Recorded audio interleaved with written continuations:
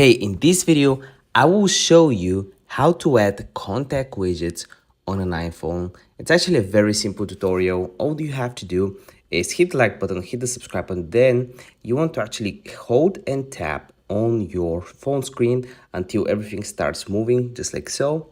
Then you want to go ahead and click on the plus button at the top left corner.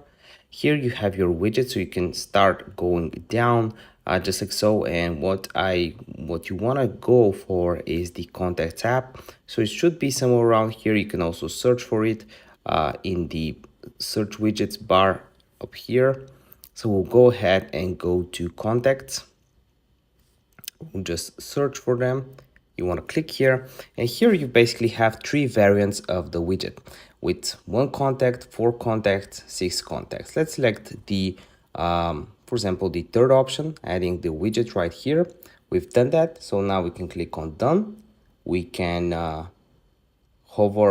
click on the widget, and we can actually edit it, and we can choose which contacts we want to have here or something else.